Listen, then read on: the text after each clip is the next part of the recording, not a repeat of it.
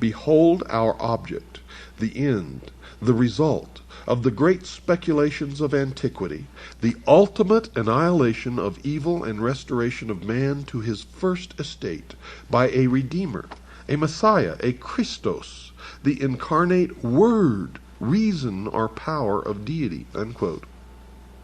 I urge you all, if you can find a copy of Morals and Dogma by Albert Pike, to purchase it, take it home, and read it. Mr. Hall told his readers that those who had been initiated into the mysteries were the secret power behind the governments of the past. He wrote this about these ancient initiates in his book entitled "What the Ancient Wisdom Expects of Its Disciples."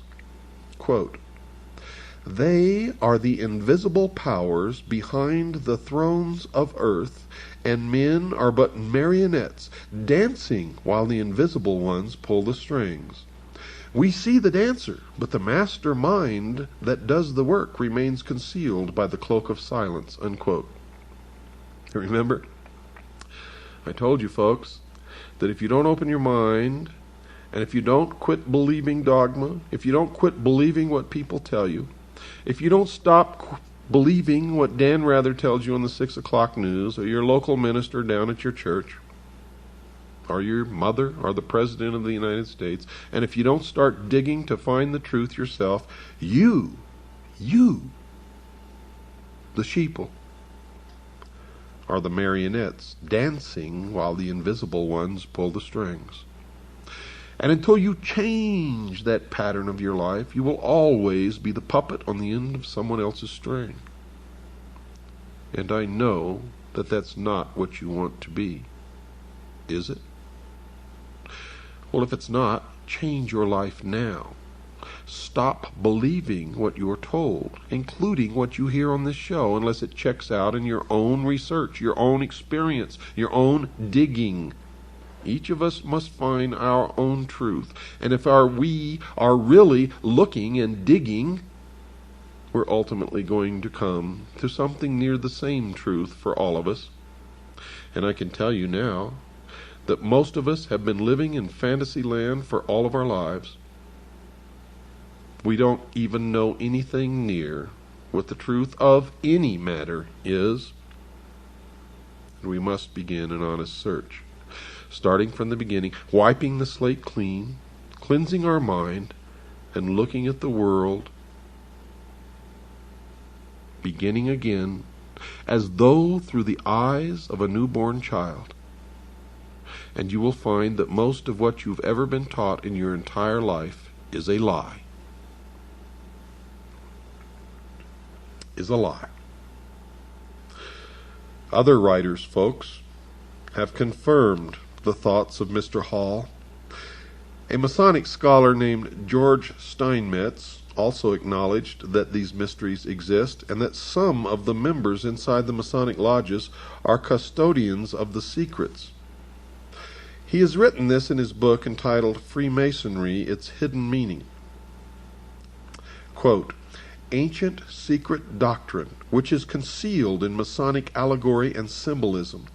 It was but to preserve these truths for future generations that Masonry was perpetuated." Unquote. And if that is true, why is it a secret? Why not tell us all what this secret doctrine is? For modern man is not like ancient man when he didn't know how to read or reason or understand. Modern man has the capability to understand anything that is put before him and accept it if it is the truth and reject it if it is a lie. So why the secrecy? The secrecy is because, folks, the real secret of Mystery Babylon is how to control everyone else. And if they reveal these secrets, they won't have the control, for it'll be in the hands of everyone. That is the greatest secret of the secret societies. Another writing of Manly P. Hall was this, quote, "Much of the ritualism of Freemasonry is based upon the trials to which candidates were subjected by the ancient hierophants." Hierophant is defined as the high priest of the mysteries. before the keys of wisdom were enthroned to them, unquote. The ancient mysteries had a beginning. According to Mr. Mackey, he wrote about where they started. Quote, the first of which are those of Isis and Osiris in Egypt. The most important of these mysteries were the Osiric in Egypt, unquote. Another writer, Edmund Ronayne, an ex-Mason, confirmed that the Masons were involved in the worship of Osiris when he wrote this in his book entitled The Master's Carpet. Quote, Masonry's ceremonies, symbols, and the celebrated legend of Hiram in the Master Mason's degree were directly borrowed from the ancient mysteries or the secret worship of Baal, Osiris, or Tammuz, unquote. This is a direct admission that Freemasonry stems directly out of Mystery Babylon, the ancient mystery religion, the worship of Baal, the golden calf, representative of the house during which that 2,000-year period the sun resided. The sun, the symbol of the light, LuciFer, the intellect, the gift, primordial knowing. Albert Pike then detailed where the mysteries went after their beginnings in Egypt. He wrote this in Morals and Dogma. Quote, from Egypt the mysteries went to Phoenicia and were celebrated at Tyre. Osiris changed his name and became Adonai, or Dionysus, still the representative of the sun. In Greece and Sicily, Osiris took the name of Bacchus.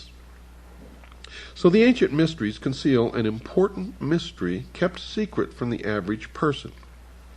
The mystics claim that this mystery has been concealed from the world for centuries. Even though they had taken the mystery to other continents, those who believed in this religion were yet to take it to America. That was yet to come, and we will get to that, I promise you. And it will, I also promise you, amaze you. Lafayette, who was a very famous and noted pirate and a member of Freemasonry and the Knights Templar, said this, quote, an invisible hand is guiding the populace, unquote. Arthur Edward Waite, a prolific writer on secret societies, has written this, quote, beneath the broad tide of human history there flow the stealthy undercurrents of the secret societies, which frequently determine in the depths the changes that take place upon the surface, unquote. Another who wrote about the power just underneath the surface was President Woodrow Wilson, President of the United States of America, who made this startling statement. He made this statement, yet it was ignored. But it should never go ignored from this point forward. Quote, there is a power so organized, so subtle, so complete, so pervasive, that they had better not speak above their breath when they speak in condemnation of it, unquote. So these two writers have warned America that secret societies had been arranging the major events of the past, and President Wilson warned those who were quick to condemn these organizations that they had better be cautious. Albert Pike also connected the secret societies with a secret belief in his book entitled Morals and Dogma. He wrote that all secret orders and associations, quote, now remember, he says, all secret orders and associations, quote, had two doctrines, one concealed and reserved for the masters, the other public, unquote.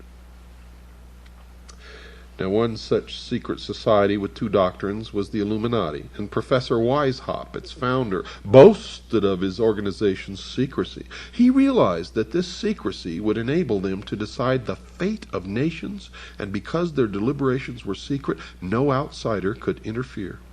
He wrote this, quote, the great strength of our order lies in its concealment. Let it never appear in its own name, but always covered by another name and another occupation, unquote. Weishaupt later wrote about that secrecy in a letter to a fellow member of the Illuminati. Quote, "Nothing can bring this about but hidden societies. Hidden schools of wisdom are the means